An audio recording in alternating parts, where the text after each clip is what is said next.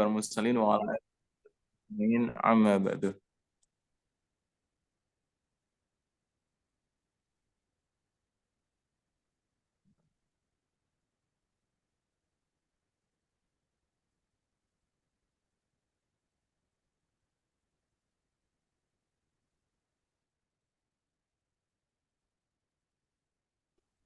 Oke, pertama-tama marilah kita panjatkan puja dan puji syukur kita atas kehadirat Allah Subhanahu wa taala yang telah melimpahkan rahmat serta hidayahnya kepada kita semua sehingga kita dapat berkumpul pada acara Bincang Bisnis dan Ekonomi oleh Revival pada Kamis malam tentunya setiap pekannya setiap Kamis malam jam 20 sampai selesai.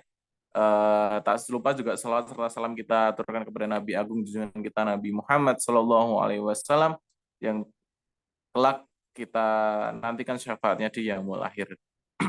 Eh, Setelah kemarin kita membahas tentang apa itu riba dan beberapa macam riba, kemudian kita telah paham bahwasanya untuk mencegah semua itu, tentunya kita juga harus menerapkan tentunya dalam berbisnis atau bermuamalah atau bekerja sama dengan partner atau investor itu tentunya Islam juga memiliki peran penting dalam setiap pelaksanaannya. Salah satunya adalah di sistem Islam sendiri penerapan untuk bekerja sama itu biasa kita sebut dengan sirkah itu sendiri.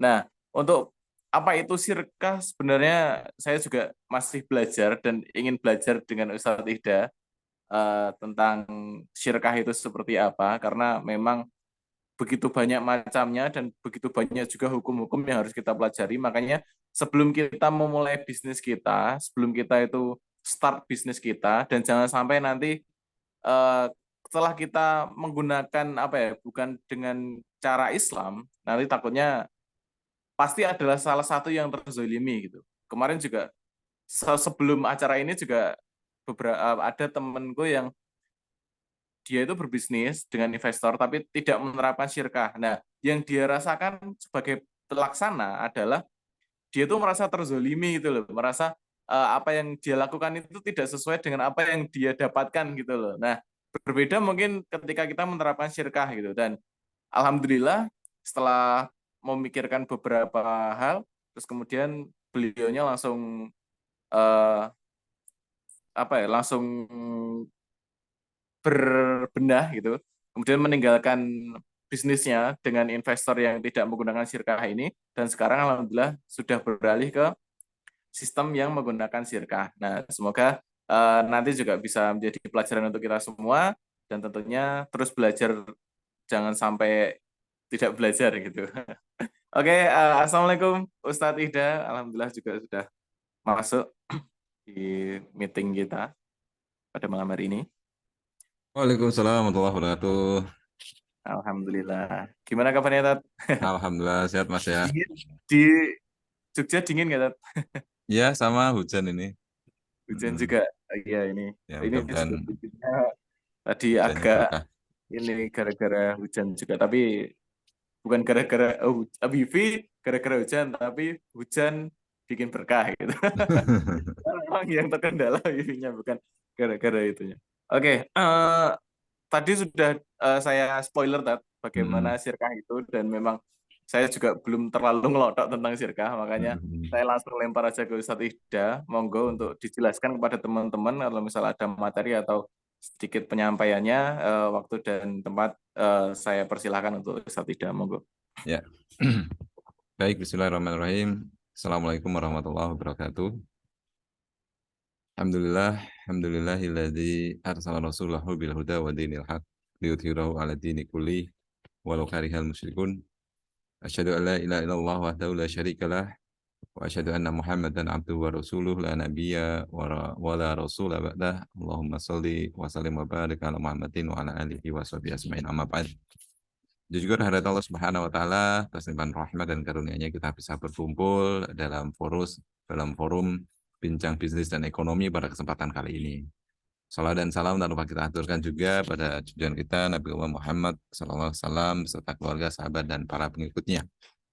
Baik, Sobat Bangkit yang Allah Subhanahu wa Ta'ala, nah, tidak terasa ini sudah masuk bulan Februari sebagian dari kita berbenah di awal tahun untuk mengelola dan merencanakan persiapan, target, dan juga keinginan untuk bisa mencapai hal yang lebih baik ya di periode ini, termasuk salah satunya adalah dalam hal bisnis ya. Mudah-mudahan apa yang kami hadirkan di sini menjadi salah satu bahan untuk mendapatkan insight ya terkait beberapa hal berkenaan dengan topik kita di setiap pekannya untuk bincang bisnis dan ekonomi. Nah, pada kesempatan kali ini kita akan berbicara atau berdiskusi berkenaan dengan syirkah dan tata kelola.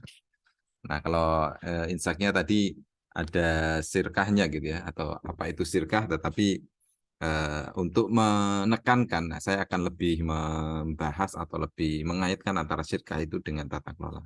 Sehingga akan ada urgensi dan pemahaman bahwa apa sih satu urgensi serta relevansi. Biasanya orang bertanya tentang itu.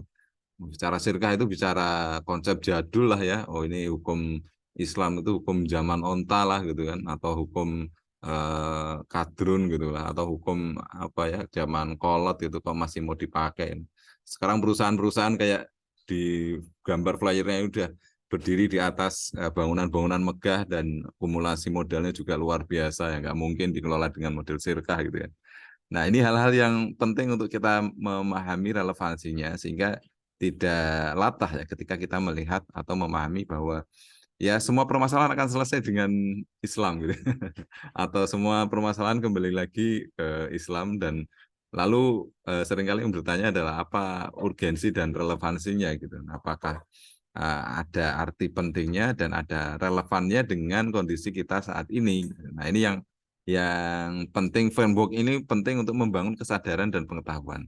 Mungkin sebagian dari kita belajar di kampus atau belajar mungkin nggak pernah belajar atau belum pernah menikmati apa kesempatan untuk belajar itu tadi, atau bahkan tadi ya mungkin ada yang berkesempatan belajar atau bahkan berkesempatan punya pengalaman yang banyak di sana. Nah itu seringkali mungkin tidak memahami dan tidak mengerti apa pentingnya. Ya sama seperti ketika misalnya orang kampung dikasih apa ya iPhone Pro Max Pro gitu mas, untuk apa?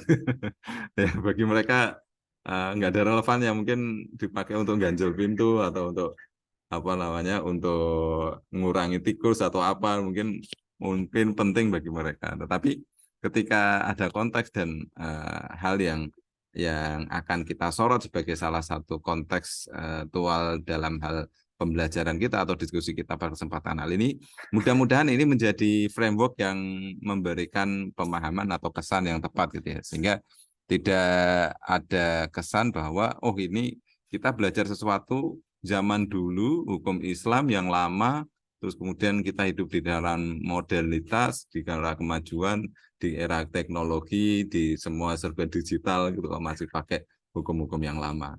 Ya, ya relevan lah pakai hukum PBB itu sekarang misalnya.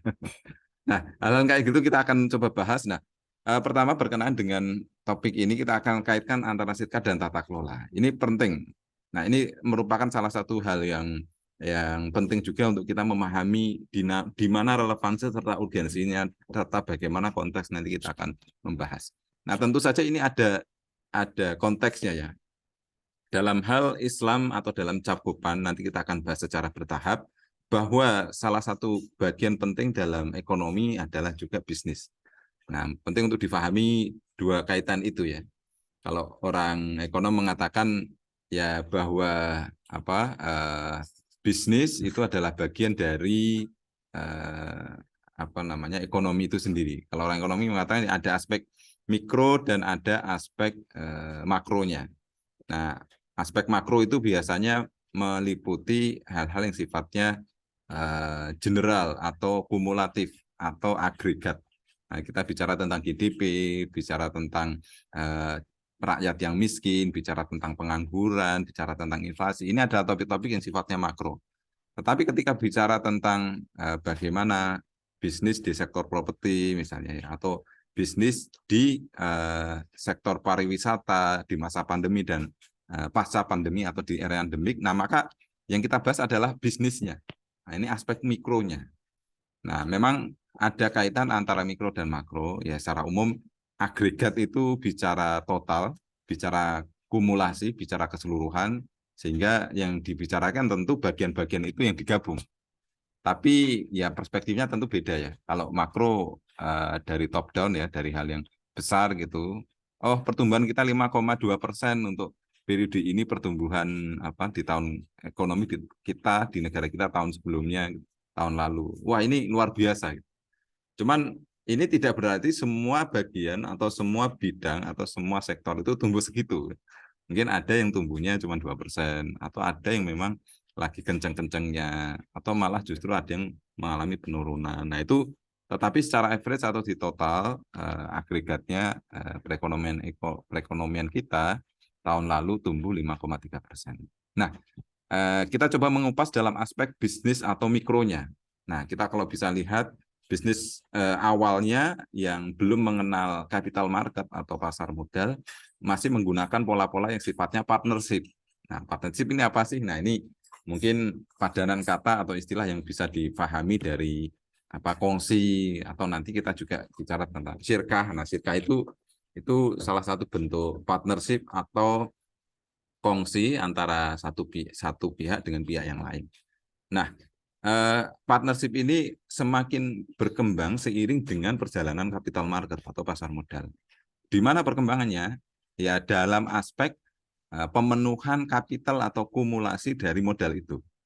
Nah, prinsip kapitalisme adalah salah satu pilarnya adalah capital accumulation. Capital accumulation ini memiliki satu law gitu ya, atau satu rules bahwa akumulasi kapital yang semakin besar akan memberikan dampak berupa efisiensi dan efektivitas dalam pengelolaan ekonomi atau sumber daya. Nah, sehingga kalau kita bisa lihat mengelola bisnis yang besar itu lebih mudah dan lebih efisien ya. Lebih mudah dalam artian akan lebih akan lebih murah ya secara unit dibanding kalau mengelola bisnis yang satuan-satuan tapi banyak. Nah ini hukum tentang capital accumulation. Semakin besar kapital itu, semakin mudah atau semakin murah biayanya untuk mengelola bisnis yang sifatnya besar tadi. Nah, dalam konsep ini, ketika suatu perusahaan, satu bisnis awalnya hanya didirikan satu orang, ya kalau orang itu adalah anak pejabat atau anak sultan gitu ya, atau anak raja gitu, anak atau mantunya gitu misalnya, ya, maka mungkin dia punya starting modal yang besar yang tinggi atau yang kuat ya, sehingga bisa menjalankan bisnis itu lebih aman atau lebih cepat. Tapi kalau disusun atau dihimpun dari orang-orang yang mungkin keturunan sultan yang ketujuh ya, sehingga hartanya sudah habis, itu mungkin akan mengalami kendala dalam hal pengelolaan ataupun raising capital ya, atau penghimpunan modal. Nah, dengan pasar modal ini, capital market, hal itu bisa diantisipasi atau bisa diselesaikan dengan menyedot nyedot uang dari masyarakat melalui pasar modal itu. Tujuannya apa? Untuk memberikan kesempatan bagi mereka menjadi pemilik sehingga modalnya akan besar dan akan lebih banyak dengan berkumpulnya banyak orang yang berkontribusi menjadi pemilik. Nah, secara ekonomi tentu perusahaan dengan modal yang besar yang semakin banyak akan meningkatkan atau akan memperluas segmen dan juga jangkauan dari ekonomi itu sendiri. Tetapi di sisi lain, kalau kita bisa lihat ya sekarang memang dampak eksesif dari model capital market serta perusahaan berbasis saham, corporate stock exchange itu juga semakin kuat modalnya, semakin kuat kapitalnya, jangkauan serta daya rusaknya itu juga semakin besar. Nah, kalau kita lihat, kalau dulu kita makan nasi ya mungkin secukupnya lah, atau mungkin nanam buah secukupnya. Tapi sekarang perusahaan itu perusahaan untuk bisa memanen kelapa sawit ya, maka dia akan membabat hutan sebanyak mungkin ya, karena semakin luas tanaman atau jangkauan dari perkebunan kelapa sawit itu nanti tentu hasil serta efektivitasnya akan semakin besar karena modalnya semakin kuat tadi. Nah, tidak hanya satu bidang, tapi kita butuh listrik juga semakin demikian di bidang itu. Energi juga sama, kemudian sekarang ini juga misalnya properti juga sama, dan seterusnya. Bidang-bidang ini semakin berkumpul, semakin banyak, ini juga akan menimbulkan daya daya jangkauan yang semakin luas. Tetapi ya satu sisi daya rusaknya juga akan semakin besar tadi. Nah, ada satu topik yang menjadi bagian penting dari solusi bisnis ini, semakin besar orang berpartisipasi dalam satu bisnis, semakin besar perusahaan itu. Tentu permasalahannya adalah semakin rumit mengelola bisnis itu tadi. Ya, kalau dulu mungkin 100 juta atau katakanlah 1 miliar bisa dikelola satu orang lah ya. Nah, sekarang pemiliknya tidak hanya satu, tapi mungkin ratusan atau ribuan, dananya bisa triliunan, dan perusahaannya tidak hanya satu dua, tetapi punya anak-anak perusahaan. Nah, permasalahannya adalah bagaimana mengelola perusahaan dengan skema seperti ini. Nah, akhirnya inilah yang kemudian menjadi salah satu pertimbangan. Salah satu solusinya adalah dengan membuat perbaikan tata kelola melalui konsep good corporate governance. Nah, atau GCG sekarang. Nah, pertanyaannya adalah benarkah demikian? Nah, ini yang menjadi permasalahan atau yang akan kita bahas di kesempatan kali ini. Nah, lalu apa corporate governance itu? Nah, ini mainstream dari GCG atau corporate governance ini yang kemudian menjadi salah satu upaya ya, atau menjadi salah satu mainstream utama untuk mengelola bisnis modern dengan model capital accumulation melalui pasar modal tadi. Wujud untuk perbaikannya dengan menggunakan tata kelola bisnis yang baik. Nah, corporate governance secara deskriptif ya, ini adalah prinsip-prinsip yang mendasari suatu proses dan mekanisme pengelolaan perusahaan yang didasarkan pada satu peraturan tertentu. Nah, di peraturan Menteri BUMN ini juga di tahun 2011 ini juga sudah disusun apa deskripsi serta maksudnya gitu ya. Tetapi secara umum corporate governance ini ada struktur, ada fungsi. Bagaimana mengelola struktur itu dengan fungsi yang tepat, struktur yang semakin besar atau semakin semakin rumit, dan fungsi yang jangkauannya semakin luas dengan pengelolaan yang efisien tadi. Nah, secara umum seperti itu. Nah, disebut tata kelola adalah ada struktur, ada fungsi. Lalu bagaimana mengelola struktur dan fungsi dalam satu entitas tadi dengan kepemilikan yang semakin banyak, dengan fungsi yang semakin kompleks, dan jangkauan kerjaan juga semakin rinci ataupun semakin luas. Nah, itulah yang menjadi clue penting dari corporate governance. Nah, governance ini sendiri memang oleh ini ya Prof ini ya dari salah satu referensi Prof Lutfi Akbar itu mengatakan ada dua sejarah yang mungkin bisa diambil ya, atau terminologi governance itu ya, jangkauan yang paling mirip ada dua ya, dari bahasa Yunani Kubernetes atau bahasa Prancis yang disebut dengan governance. Nah, yang artinya satu bentuk, kalau di bahasa Yunani ini Kubernetes menahkodai, dia adalah steers dari sebuah kapal dalam kondisi stormy waters. Atau pengertian lain dari governance ini adalah yang kedua adalah pengendalian atau kontrol, the state of being governed. Nah, ini dua pengertian ini yang menjadi referensi utama dan biasanya dijadikan rujukan untuk mengetahui apa deskripsi dari governance itu. Nah, sejarahnya ini terbentuknya the first joint stock companies ini merupakan bentuk dari modernisasi bisnis dengan sistem ekonomi yang kapitalistik ya, dengan capital market tadi. Nah, ada dua hal yang perlu difahami dari governance ini, ada istilah dan ada prinsip yang dipakai. Kedua hal ini saling terkait, sehingga kalau kita menyebut governance itu ya ada prinsip-prinsip yang dipakai. Nah, ada istilah yang masuk dan keduanya tidak bisa dipisahkan ya. Ya, kalau misalnya kita sebagai seorang muslim ya ada istilah sholat ya. Nah, sholat itu ada gerakan dan ada prinsip-prinsip atau ada aspek yang sifatnya doa di dalamnya. Nah, ini yang kedua hal ini yang kalau kita amati ya berlaku juga di model-model governance. Ada istilah board, ada the chairman, itu adalah istilah yang dipakai di governance. Kalau prinsipnya economic entity dan separation of ownership. Nah, istilah ini ada board ini fungsinya atau strukturnya ada fungsi-fungsi dewan direksi, dewan pengawas gitu ya, ataupun dewan yang mewakili bagian dari kepemilikan dan juga manajerial, dan chairman ini merupakan pihak yang mewakili manajemen. The board itu mewakili pihak ownership, stakeholder, dan chairman ini mewakili manajemen. Nah, prinsip dalam pengelolaan ini ada dua, economic entity, bahwa entitas itu adalah entitas ekonomi sehingga orientasinya adalah profit. Sedangkan separation of ownership ini berarti bahwa dalam pengelolaan bisnis harus dipisahkan antara kepemilikan individu dengan pemilikan bisnis. Nah, secara umum ada dua perspektif, mungkin saya akan percepat ini, tapi ada beragam permasalahan ataupun model ya.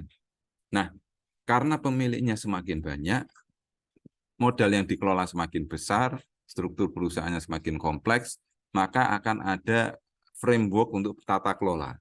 Nah, secara umum frameworknya seperti ini. Ada pemilik atau ownership, ini adalah merupakan bentuk hak atas kepemilikan.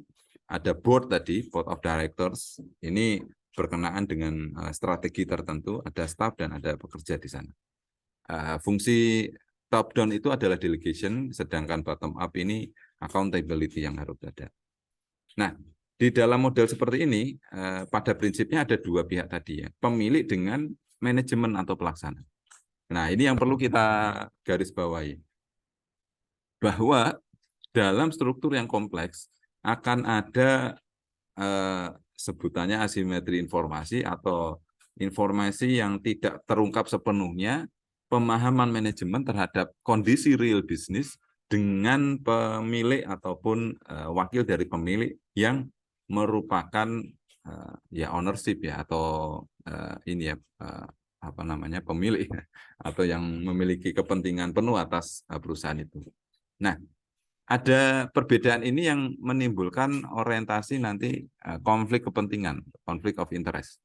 Maksudnya adalah bisa jadi kondisi bahwa manajemen ini tidak mengungkapkan sepenuhnya kondisi perusahaan sehingga yang dilaporkan bisa saja fake atau hoax atau mungkin tidak sepenuhnya mewakili realitasnya, meskipun mungkin tidak berbohong ya, tetapi tidak sepenuhnya mengungkapkan hal yang realitasnya terjadi.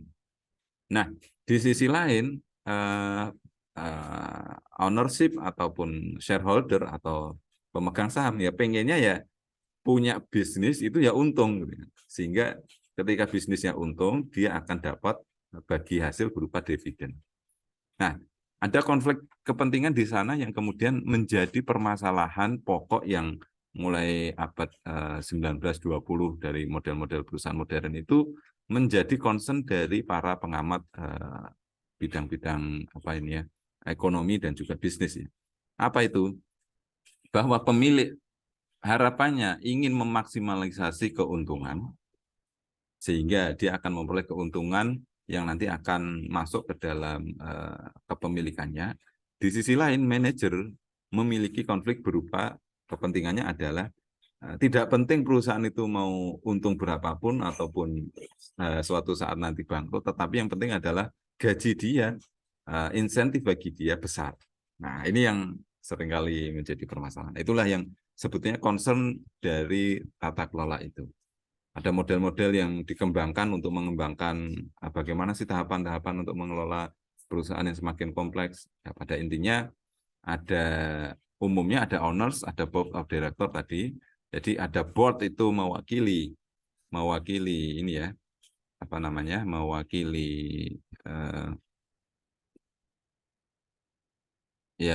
board ini mewakili dari pemilik, sedangkan chairman ini mewakili adalah manajemen. Nah, dalam perkembangannya konflik kepentingan dari dua pihak inilah kemudian menjadi salah satu permasalahan klasik bahkan hingga sekarang. Bagaimana memformulasi satu rumusan atau satu model yang menjadikan pengelolaan bisnis yang kompleks tadi menjadi lebih efisien. Ini yang menjadi permasalahan. Nah, dalam perkembangannya ada dua perspektif corporate governance. Secara umum ada teori shareholder wealth maximization yang pertama, atau stakeholder capitalism model.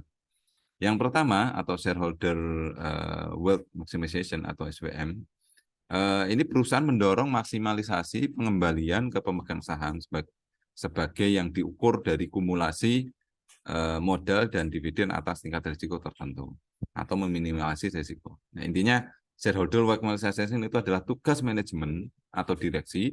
Pokoknya adalah menjadikan perusahaan untung dan dari keuntungan itu akan meningkatkan kekayaan dari pemilik. Intinya itu. Nah, intinya tidak peduli bagaimanapun jalannya perusahaan, tidak peduli bagaimanapun strategi yang ditempuh oleh manajemen, yang penting pemilik untung melalui skema dividen tadi atau keuntungan perusahaan. Sedangkan untuk stakeholder model yang kedua, yaitu stakeholder capitalism model, ini perusahaan ini menyeimbangkan kepentingan pemegang saham dengan berbagai pihak lain. Nah, kalau shareholder ini fokusnya pada pemilik, nggak penting lah mau hutannya hancur, mau rakyatnya miskin, mau negaranya banyak hutangnya, yang penting perusahaannya laba. Dari laba itu akan dibagi ke pemilik saham. Nah, itu pandangan yang pertama. Mostly seperti ini ya. Tapi ada pandangan yang lebih luas lagi yang mencoba untuk menarik bahwa stakeholder wealth maximization shareholder wealth maximization ini tadi harus dirubah menjadi stakeholder ini ya, capitalism model. Ya, intinya adalah keuntungan itu tidak harus berfokus pada pemilik, tetapi harusnya berfokus pada stakeholder. Stakeholder ini yang berkepentingan terhadap perusahaan itu tidak hanya pemilik, tapi juga regulator, terus kemudian masyarakat, pemerintah suatu negara, dan seterusnya. Nah, menurut kami di Revival Islam Governance, hal inilah yang kemudian masih menjadi abu-abu. Nah, ada memang rekan-rekan di bidang bisnis yang mencoba untuk memformulasikan good corporate governance yang islami dengan cara apa? Dengan cara menambah tool atau instrumen dari pengelolaan bisnis yang tadinya profit oriented atau shareholder oriented saja, shareholder profit maximization tadi, menjadi lebih stakeholder ya, capitalism model.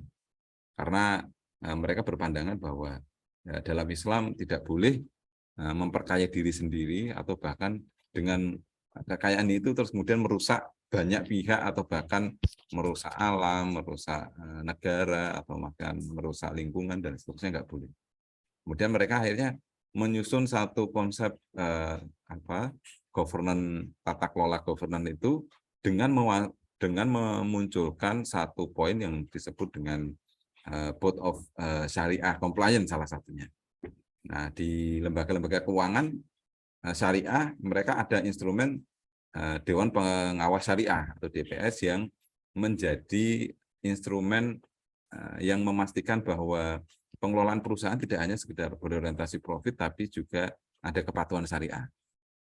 Tapi ternyata ya ini dalam perkembangannya memang belum menunjukkan taring atau arah yang sesuai harapan ya, karena memang masih inilah infan lah ya, masih muda atau masih baru konsep tentang ini, dan penerapan di model bisnis corporate berbasis saham ini juga masih complicated ya, karena kalau kita lihat nanti ternyata perusahaan berbasis saham ini masih ada permasalahan dalam hal akad, terus kemudian kepatuhan syariahnya ini juga tidak secara real bisa kita temui dalam model bisnis corporate berbasis saham tadi.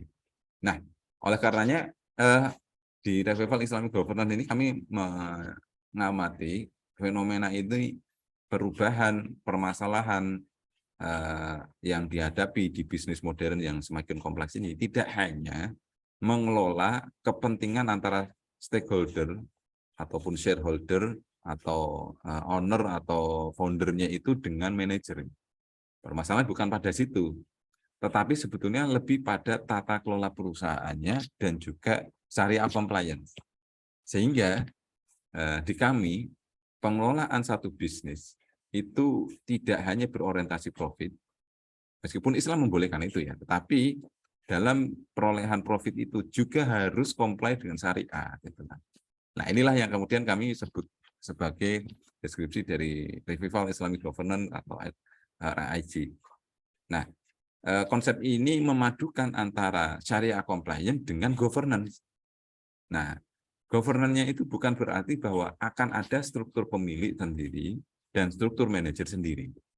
Tetapi harusnya dalam berbisnis harus comply dengan syariah. Nah, inilah nanti kita akan mendeskripsikan bahwa pengelolaan bisnis itu tidak hanya memisah antara pemilik dengan manajer, seolah-olah dua pihak yang berbeda dan masing-masing memiliki kepentingan yang berbeda sehingga akan selalu berkonflik. Bukan masalah itu, tetapi permasalahannya adalah bagaimana mengelola bisnis dengan bentuk partnership baik yang sifatnya individual ataupun yang sifatnya massal. Nah, ini yang menjadi concern kami.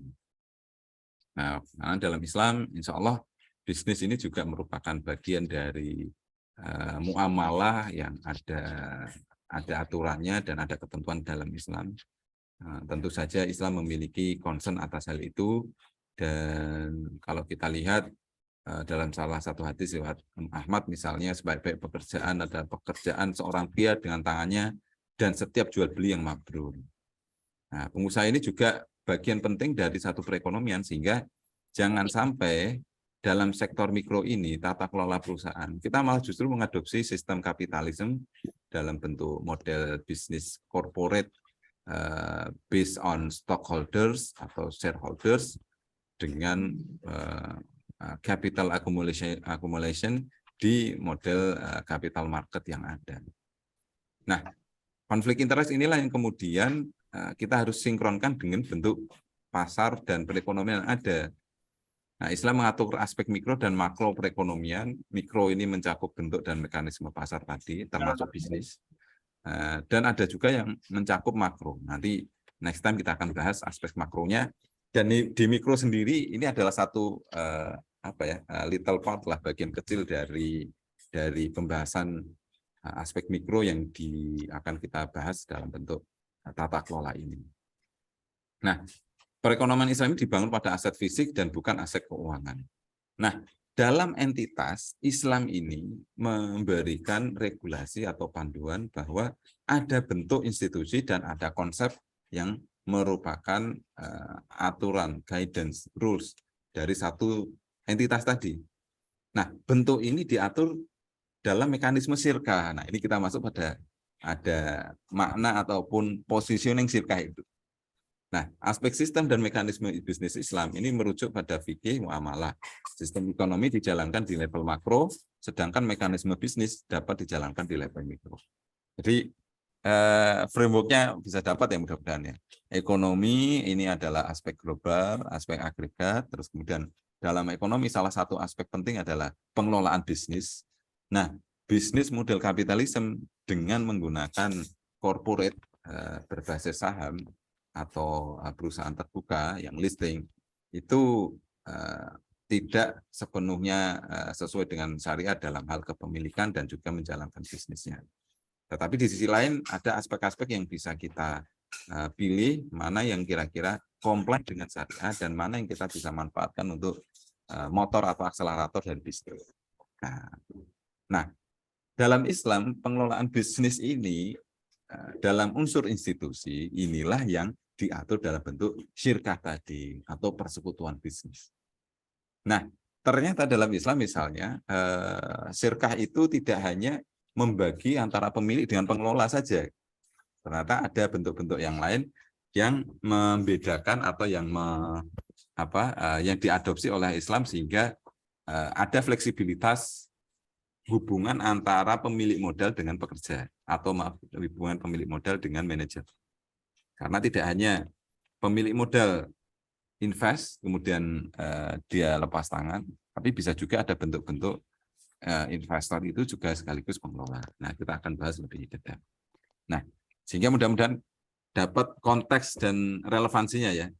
Nah, governance sampai sekarang ini juga di pemerintah kita diatur, perusahaan juga harus menerapkan good corporate governance, dan di KNKS ya, maaf di Komite Tata Kelola Perusahaan yang Baik yang di handle oleh Kementerian BUMN pada tahun 2011 itu juga selain mengeluarkan regulasi tentang tata kelola perusahaan yang baik yang diatur dalam regulasi Kementerian BUMN, mereka juga mengeluarkan tata kelola perusahaan yang baik versi Islam.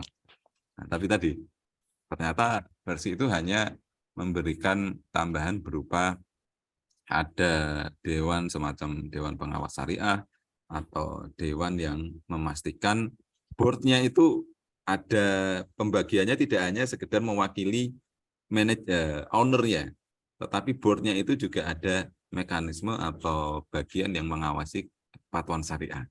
Tapi hubungan itu tetap dalam konteks tadi, tetap dalam konteks corporate model corporate governance versi Barat ya.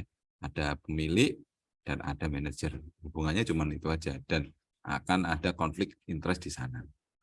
Nah, padahal dalam Islam ada syirkah. Secara bahasa ini mencampurkan dua bagian atau lebih sedemikian rupa sehingga tidak dapat dibedakan antara satu bagian dengan bagian yang lain.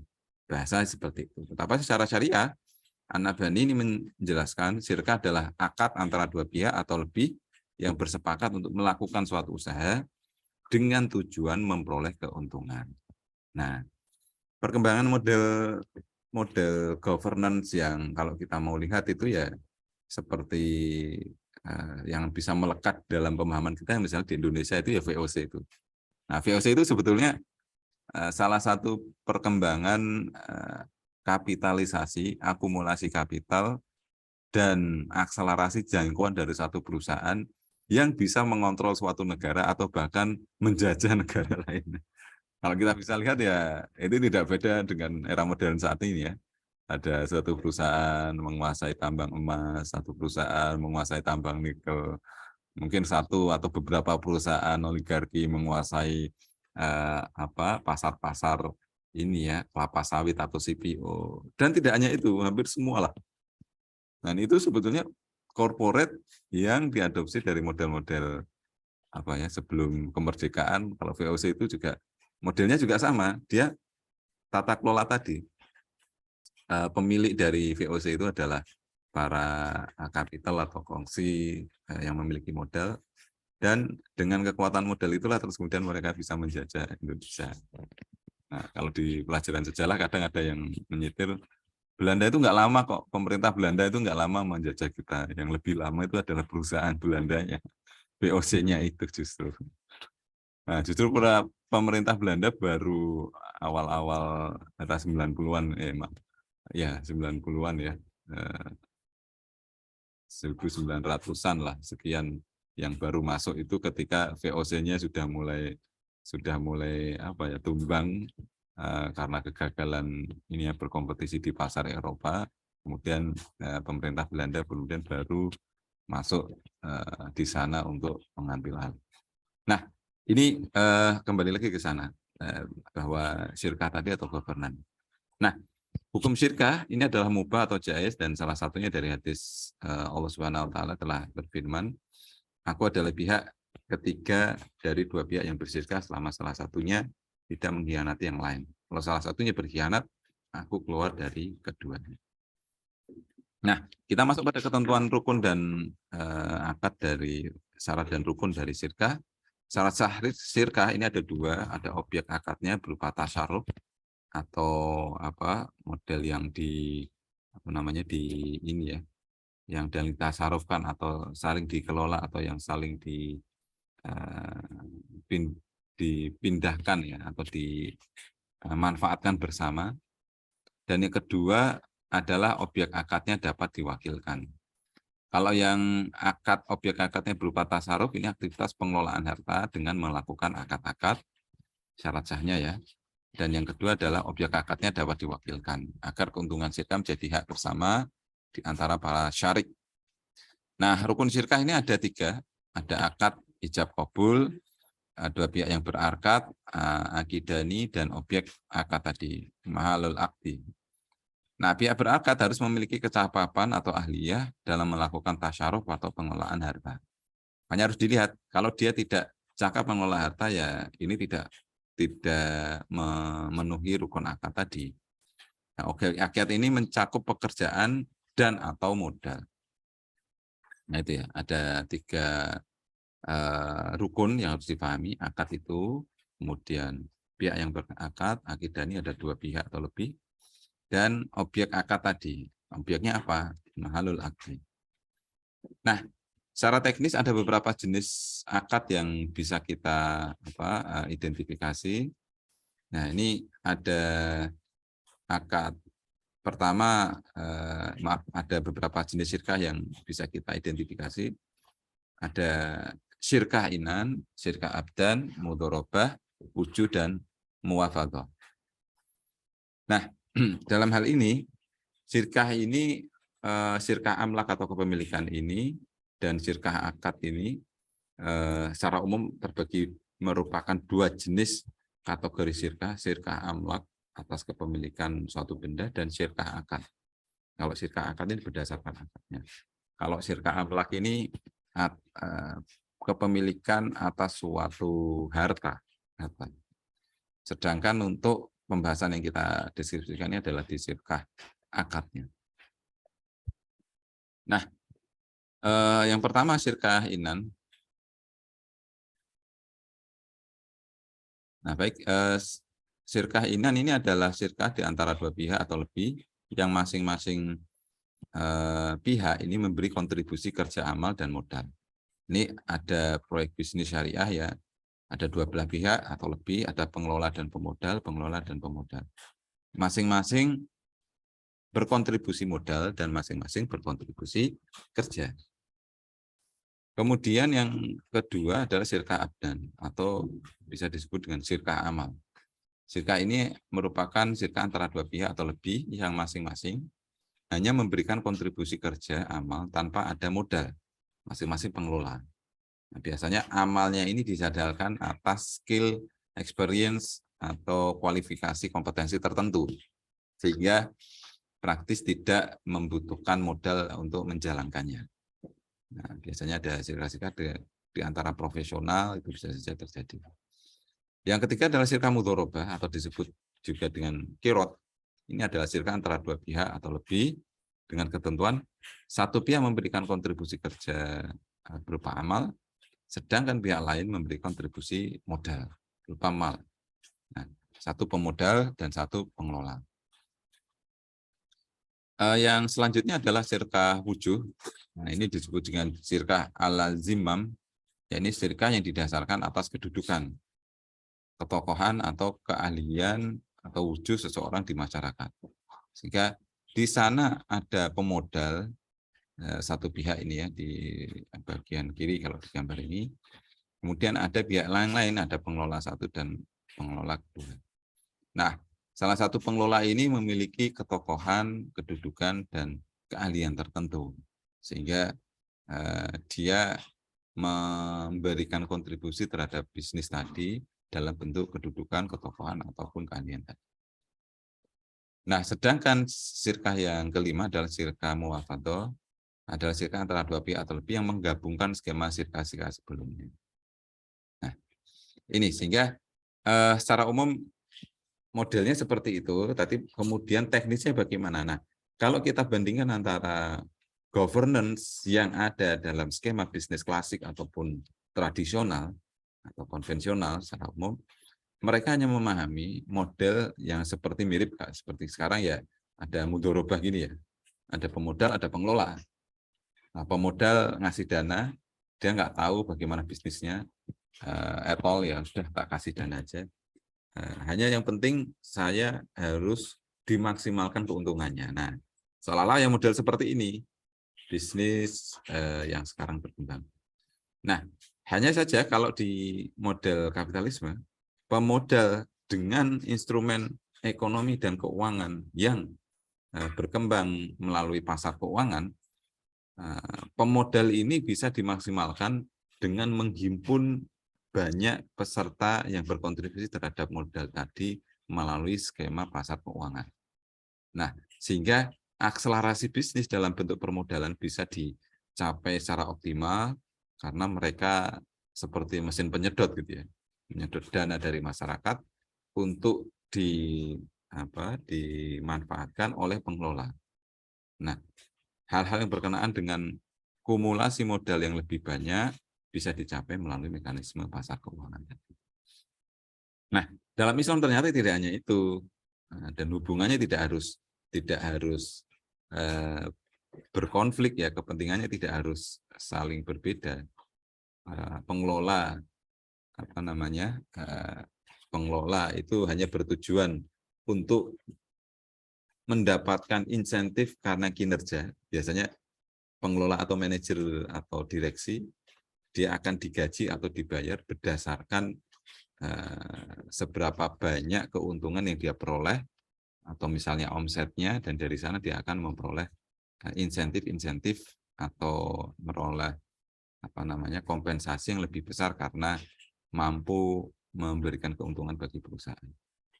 Nah, kadang orang melihat, wah ini orang atau skema kayak gini kok berisiko ya. Nah, padahal ini saya juga pernah mendapati diskusi dalam satu forum ya. Ini ada bahkan komisaris di lembaga keuangan gitu.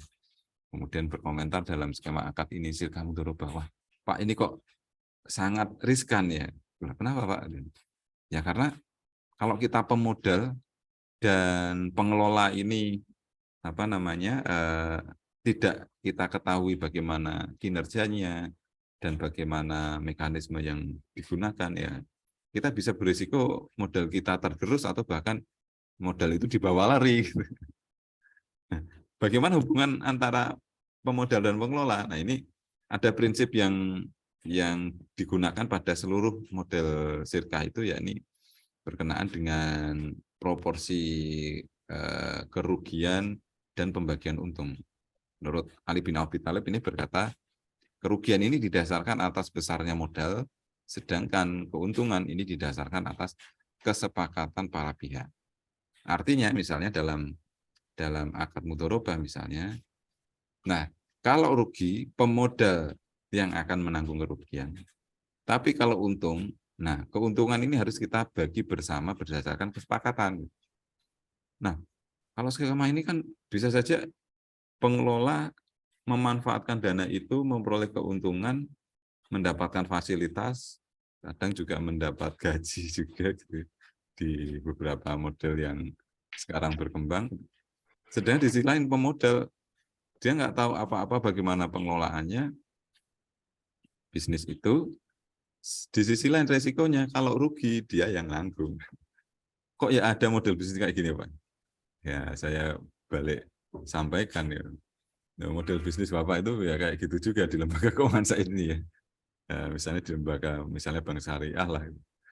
Nah itu kan cukup banyak akad modelnya adalah mudharabah ya. Penabung nasabah ini memberi uang dan kita bahkan tidak meminta jaminan apapun atas uang kita dan kita nggak tahu skema itu. Nah, apakah mereka bekerja dengan serius atau tidak? Kalau rugi kan kita yang nabung, uang kita hilang gitu kan. Tapi nyatanya banyak orang percaya, banyak orang yang kemudian menjalankan bisnis ini, dan bisnis ini juga termasuk cukup berkembang pesat. Nah, itu bagaimana model-modelnya, dan dengan model sirkah ini harapannya nanti kita akan buat satu mekanisme nantinya agar bisnis itu tidak hanya sekedar mendapatkan keuntungan yang maksimal saja, tetapi juga kepatuhan syariah tadi. Nah, kepatuhan syariah dalam bentuk apa ya? Pengelolaan harus sesuai dengan model sirkah, dan tata kelolanya nanti kita bisa menggunakan tools yang modern dari bisnis ataupun dari manajerial yang modern untuk bisa mengoptimalkan keuntungan atau bisa mengoptimalkan tujuan dari organisasi tadi. Nah, harapannya nanti hukum syariah di pasar ini dapat berkembang atas hukum perdagangan, perseroan, industri, lahan pertanian, ketenagakerjaan, permodalan, dan seterusnya. Agar kita bisa terapkan banyak hukum syariah ini, kepatuhan syariah lebih luas di level pasar atau di level ekonomi, sedangkan di level bisnis tadi atau di level corporate kita bisa menggunakan model syirkah untuk menjalankan bisnis agar lebih berkah dan sesuai dengan ketentuan syariah. Nah, demikian mudah-mudahan bermanfaat.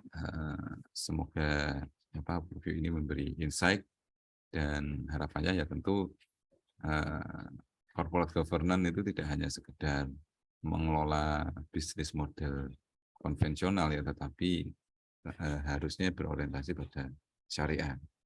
Nah, sekali lagi hubungan antara pemodal dengan pengelola tidak harus pemodal sepenuhnya dan pengelola terpisah atau bahkan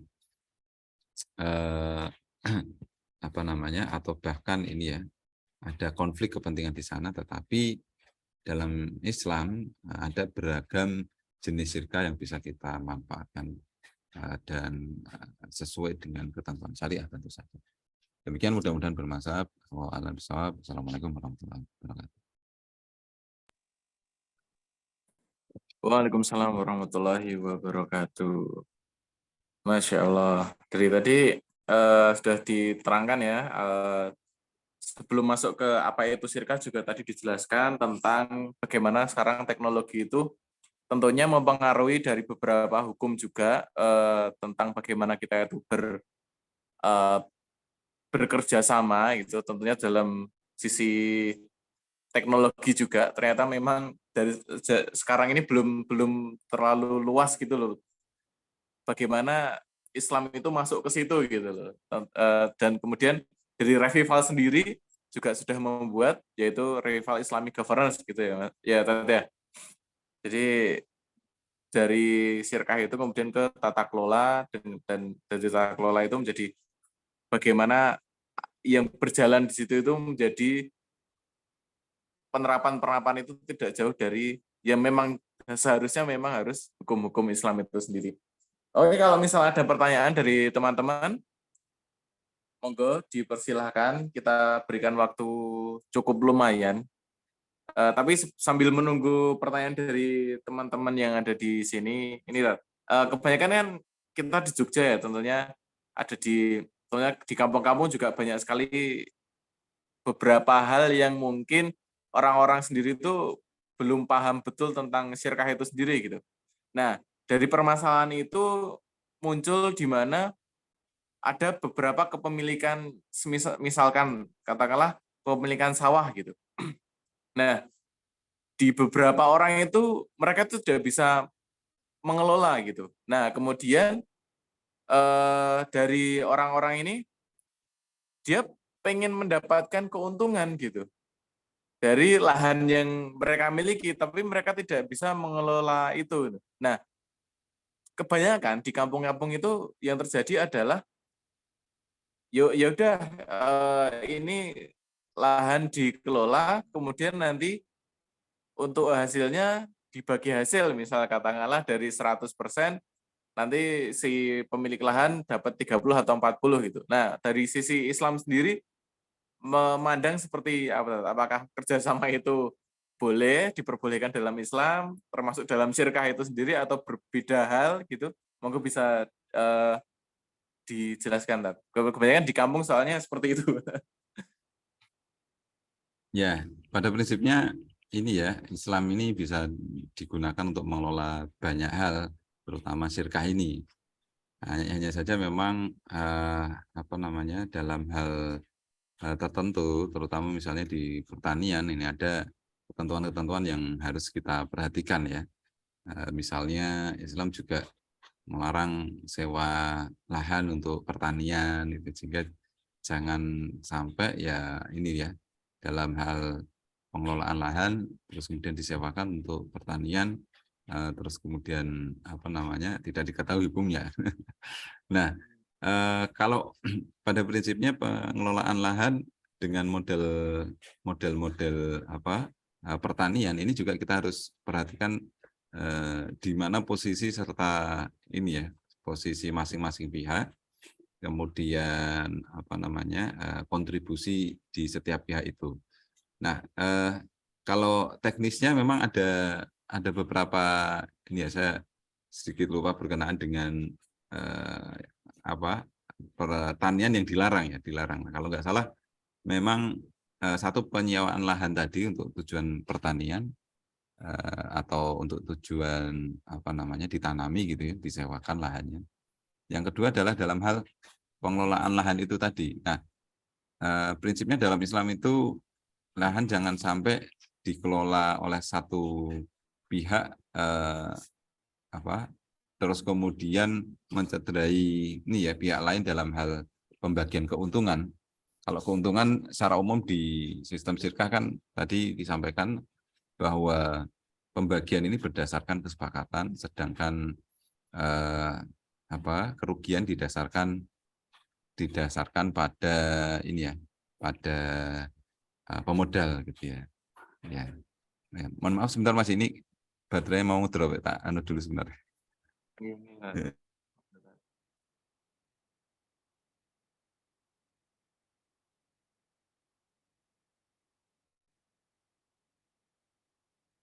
Sambil menunggu Ustadz Ida, monggo kalau misal ya ada beberapa hal yang ingin ditanyakan atau mungkin dari teman-teman juga sedang menjalankan usaha dan ingin mengantisipasi kalau usahanya itu sudah benar-benar sesuai dengan syariat atau belum gitu. Karena memang selain usaha itu seharusnya memang mendapatkan keuntungan, akan tetapi yang lebih besar lagi atau dampak yang lebih jauh lagi tentunya akan membawa kita bagaimana usaha itu akan menjadi penolong kita di akhirat atau justru malah memberatkan kita di akhirat. Jangan sampai kita hanya mendapatkan keuntungan dan mendapatkan hasil di dunia, terus kemudian bisa menikmatinya di dunia, tapi di akhirat sendiri kita belum tentu atau bahkan nantinya usaha kita malah jadi menjerumuskan kita ke dalam nerakanya Allah gitu. Jangan sampai memberatkan kita di yaumul hisab nanti.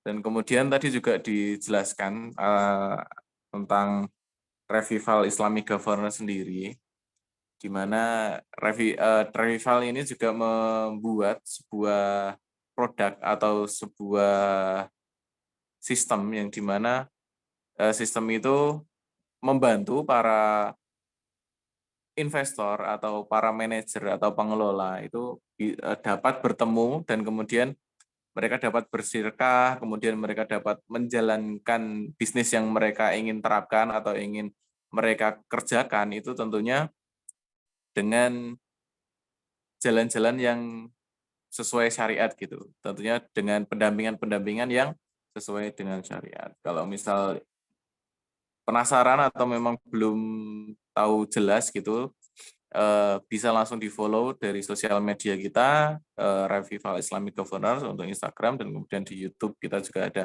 Revival Cons Official. Gitu. Sambil menunggu Ustadz Iqda kembali, sudah ada beberapa pertanyaan yang muncul, nanti kita akan coba tanyakan langsung ke Ustadz Iqda dan bagaimana nanti tanggapan beliau. Gimana Ustadz? Apakah sudah ready lagi? Sepertinya baterai device-nya lowbat. Tadi juga qadarullah di pertengahan perjalanan tadi di sini juga sempat mati listrik, jadi agak ngejam dan keluar sendiri ini.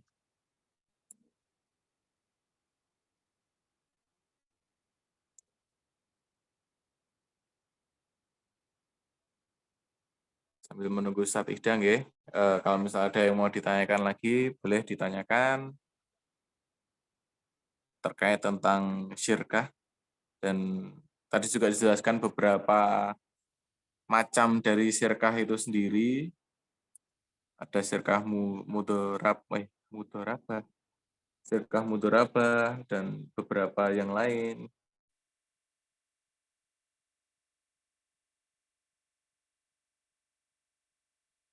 Monggo dipersiapkan pertanyaannya.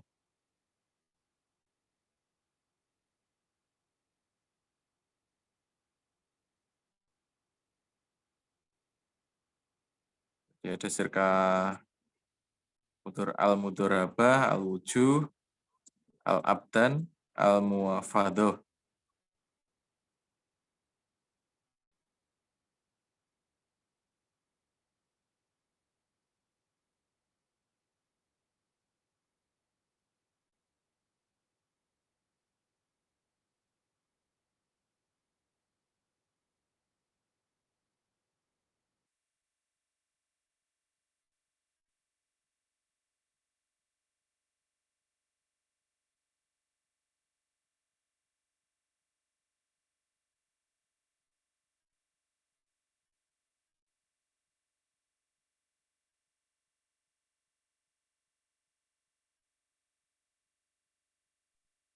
Ya, alhamdulillah Mas sudah ini. Sudah tercas, Tat. Alhamdulillah ini. Alhamdulillah ini, Tat. Kebetulan ini juga setelah tadi menunggu, kita ada 2 pertanyaan dari peserta. Yang pertama adalah pertanyaan pertama, Assalamualaikum Ustaz, izin bertanya, bagaimana hukum syar'i seorang pelaku usaha yang melakukan kerjasama mudharabah dengan beberapa pemodal atau lebih dari satu? Misalnya pelaku usaha diserai uang untuk mengelola usaha dan setelah sistem usaha itu berjalan lancar dan bisa berjalan tanpa kehadirannya terus-menerus si pelaku usaha, maka si pelaku usaha mencari pemodal lain untuk kerjasama mudharabah juga dengan bidang usaha yang sama di wilayah lain atau bidang usaha yang sama sekali berbeda dengan bidang usaha sebelumnya. Jazakallah.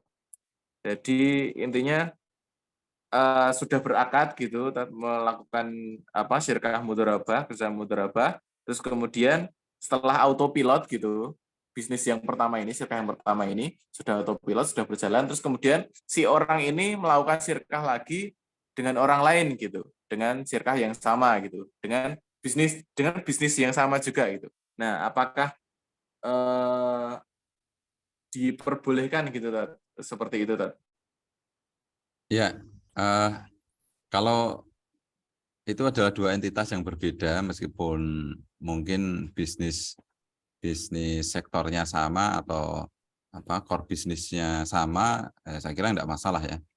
Termasuk misalnya ada satu sirkah digabung dengan sirkah yang lain ya. Tadi sirkah yang juga kita pelajari kan diperbolehkan sirkah muwafadah tadi ya. Kita menggabungkan beberapa jenis sirkah gitu, itu juga boleh.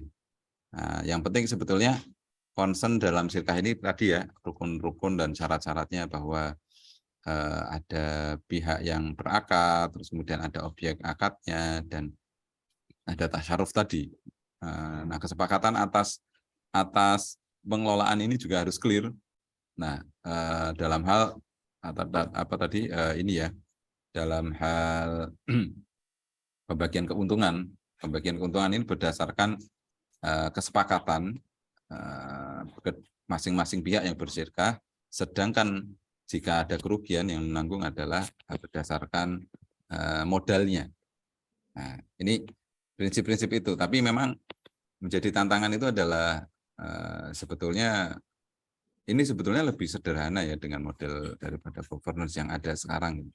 Tetapi yang menjadi tantangan itu memang faktor amanah ya, kadang ada ya satu tadi yang merasa yang lain kerja serius, yang satu enggak gitu. Nah, dan kemudian kedua kan perlu difahami ya, kalau sirkah itu ya jangan ada sirkah rasa ujroh gitu ya, atau sirkah rasa jual beli gitu. Artinya akadnya sirkah tapi pengelola ini juga minta gaji ya, itu kan sirkah rasa ujroh. Atau sirkah tapi jual beli ya, misalnya peserta sirkah ini atau musyariknya ini juga sebetulnya ya ingin menjual barang-barangnya atau mungkin hartanya itu kepada sirkah itu. Nah, itu kadang-kadang ya apa ya, jadi sirkah rasa gaduh-gaduh itu yang nggak jelas. Nah, itu sih ini yang perlu apa namanya saya kira perlu diinikan. Adapun tools teknisnya untuk pengelolaan, nah ini yang seringkali perlu lebih banyak dipelajari atau mungkin banyak kita improve di sana adalah bagaimana mengelola bisnis itu sendiri. Nah, kalau Sirka kan dengan gini saya kira sederhana banget lah. Siapa bentuk relasinya harus ditetapkan dulu di awal. Apakah mudharabah gitu ya. Kalau mudharabah tadi ya, konsekuensinya pemodal yang nggak turut campur atau tidak tergabung atau dalam konsekuensi dalam Tanahnya. pengelolaan harian atau bahan manajerial gitu. Tetapi kalau mau ikut turut campur dalam hal manajerial, ikut berkontribusi ya nanti akadnya berbeda lagi. Nah, gitu. Nah ini yang perlu kita perhatikan. Ya, saya kira itu. Oke, oke, Pak. Terus kemudian yang kedua ada pertanyaan. Assalamualaikum Ustaz, bagaimana hukumnya jika sawah terkait tentang sawah lagi, Ustaz. Bagaimana hukumnya jika sawah dipasrahkan tetangga untuk ditanami, tetapi pada akhirnya hasil tidak sesuai akad, jadi hasilnya yang menanami dapat 2/3, yang punya sawah dapat 1/3 dengan alasan buat beli pupuk, tenaga, dan lain-lain. Sedang akad awal, pupuk dan tenaga nanti diambil dari hasil panen. Sepertinya jadi tidak adil begitu.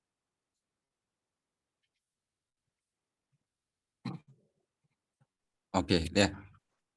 Ini ya dalam konsep yang perlu kita jelaskan tadi di pengelolaan sirkah penerapannya di pertanian itu ada 3 bentuk yang kalau di fikihnya itu dijelaskan ya. Ada 3 bentuk yang biasanya diidentifikasi ya. Ada muzaroah, mukhobaroh, dan juga musakoh. Nah ini pengelolaan sebetulnya mirip-mirip sirkah yang ada di sektor pertanian.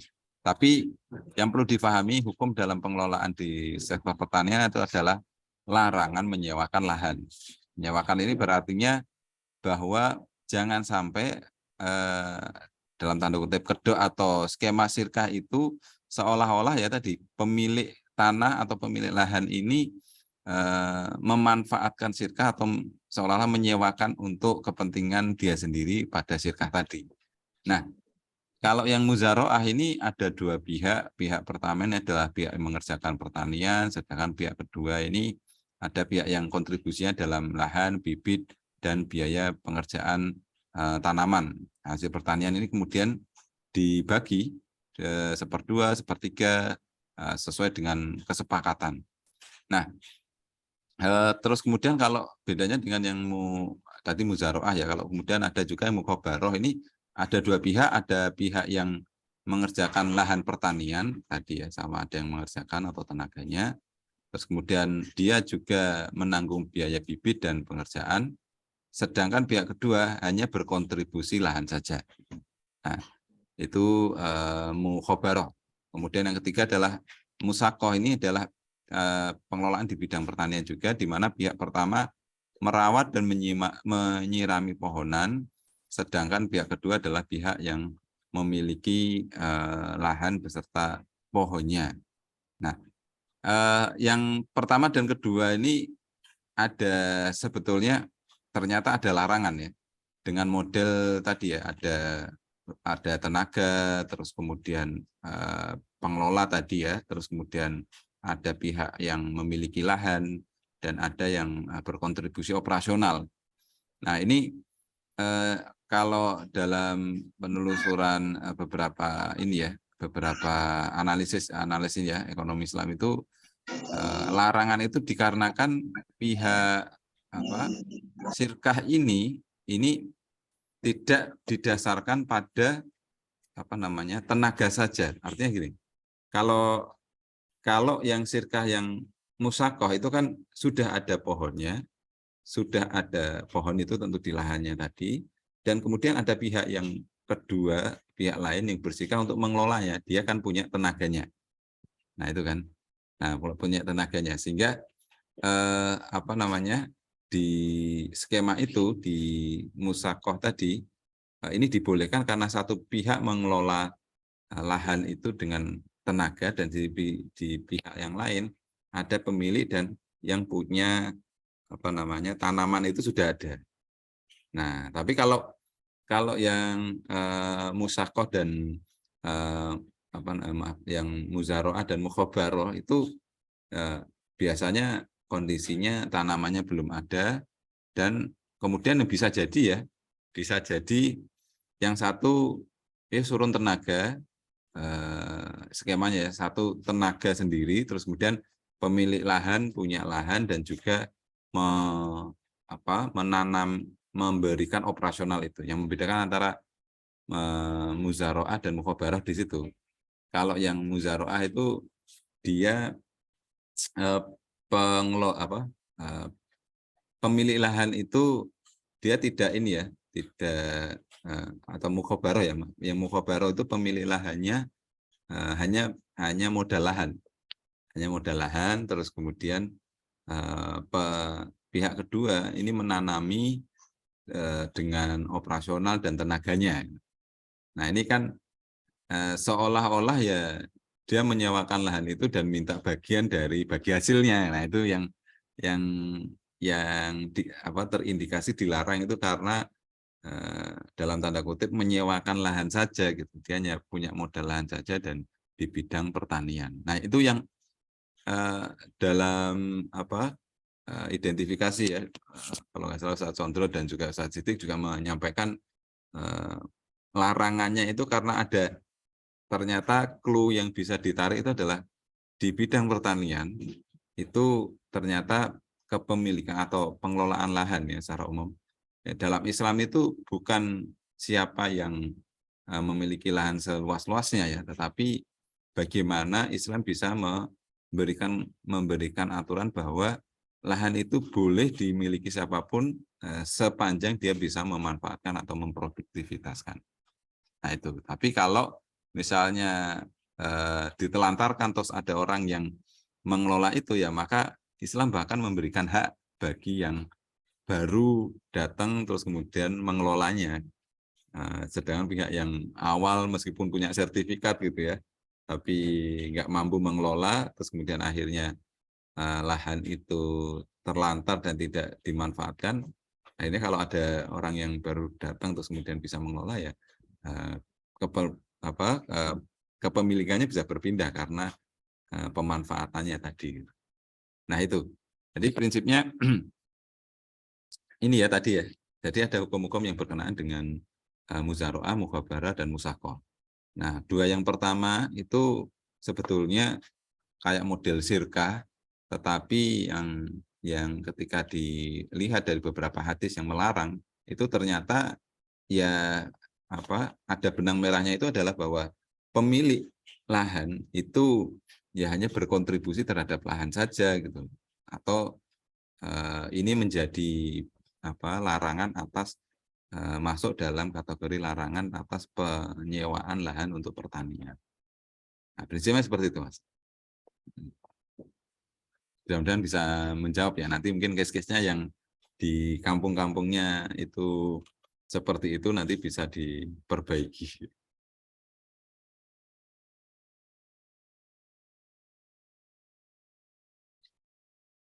Nah, prinsipnya ya lahan itu tidak boleh disewa atau dibayar dalam bentuk bagi hasil, intinya seperti itu. Entah itu modusnya sewa tadi, kalau sewa kan clear lah di depan gitu kan. Atau nanti dibayar dalam bentuk bagi hasil. Nah, siapapun yang berkontribusi tenaga atau operasional. Ya. Nah, yang dibolehkan itu tadi musakoh itu ketika misalnya ada pemilik lahan punya tanaman gitu kan. Nah, sudah tumbuh di sana dan dia mungkin mempekerjakan orang. Nah, mempekerjakan kan boleh mengupah dalam bentuk fixed income atau bagi hasil. Nah, boleh itu di sana. Tapi syaratnya tadi harus ada pohonnya dulu. Ada pohonnya dulu. Dan biasanya ya pohonnya tentu pohon yang tahunan ya, bukan yang sekali panen terus kemudian. Dari kurma, durian, ya, Nah, seperti itu. gitu ya. Nah, Oke, kurang lebih seperti itu. Semoga menjawab dari Ibu Ridin Murni. Kemudian ada pertanyaan ketiga atau kita sebagai pertanyaan terakhir ya Tat ya, ya. sebelum kita tutup acara pada malam hari ini. Eh, jadi seperti ini, Tat. Sirkah mudorabah, apakah bisa antara suami dan istri? Kemudian skemanya adalah istri pemodal, suami yang menjalankan usaha.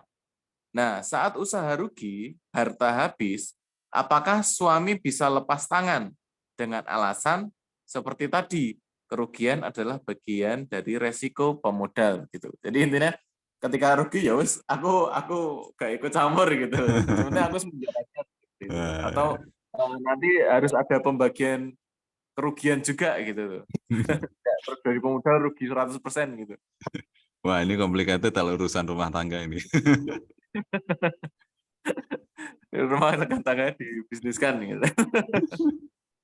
Nah, sebetulnya kalau kalau apa namanya di basicnya ya di rumah tangga itu kan eh, bukan sirkah ya, tapi akad apa ya tadi ya. Kalau masuk dalam tadi sedikit saya juga saya sampaikan di awal bahwa sirkah secara umum ada sirkah amlak dan ada sirkah akad.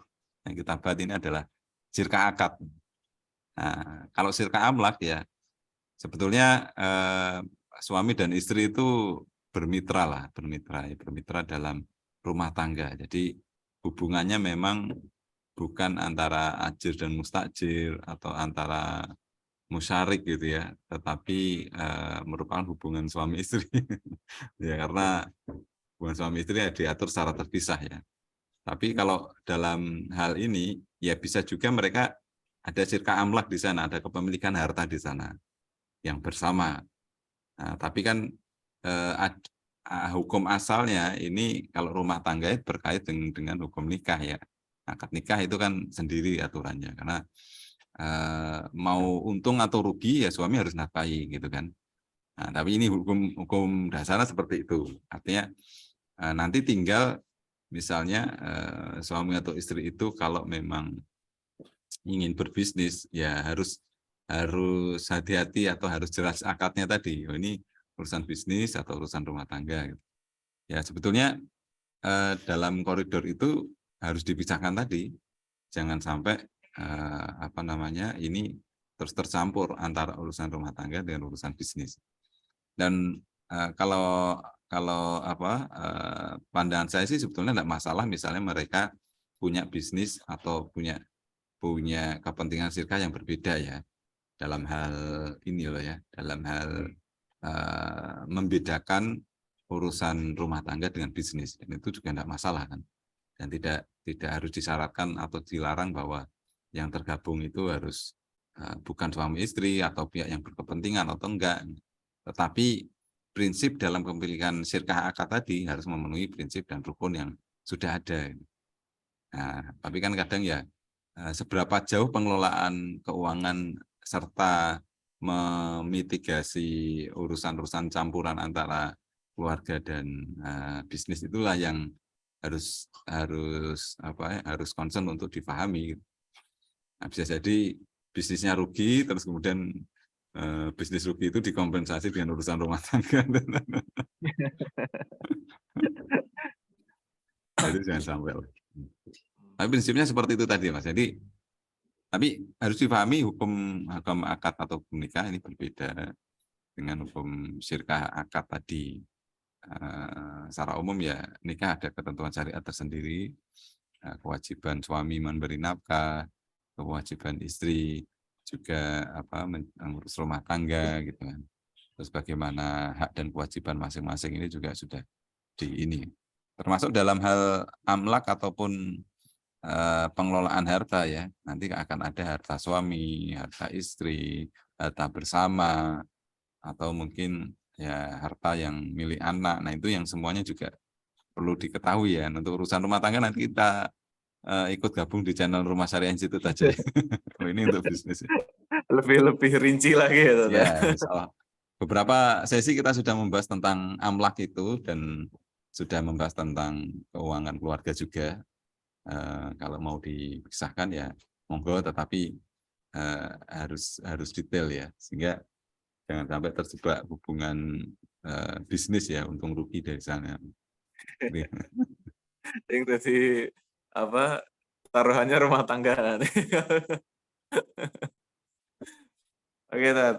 Alhamdulillah semoga menjawab dari penanya. Semua sudah dijawab semua nggih dari semua pertanyaannya. Kemudian kalau misal tidak ada pertanyaan lagi, berhubung waktu kita juga sudah larut malam, sudah 9:30.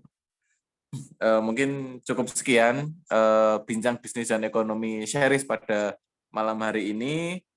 Tentunya untuk pekan depan jangan lupa kita juga masih ada bincang bisnis dan ekonomi Sharis, tentunya dengan tema yang lain dan bersambung.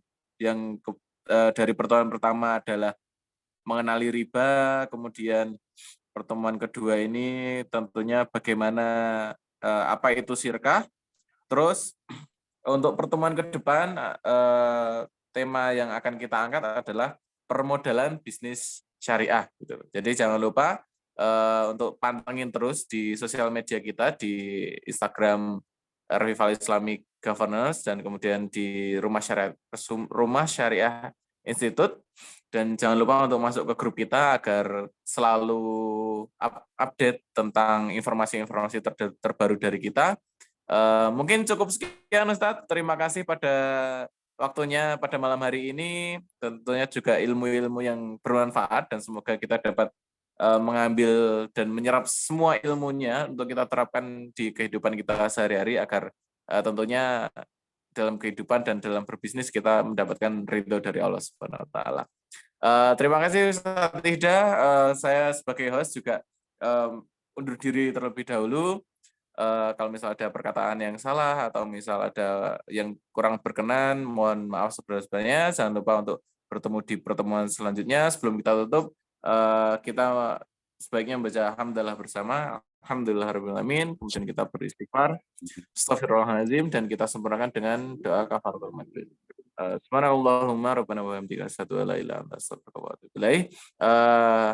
Cukup dari kami, dari Revival. Jangan lupa ikut ke sesi selanjutnya. Wassalamualaikum warahmatullahi wabarakatuh. Waalaikumsalam warahmatullahi wabarakatuh.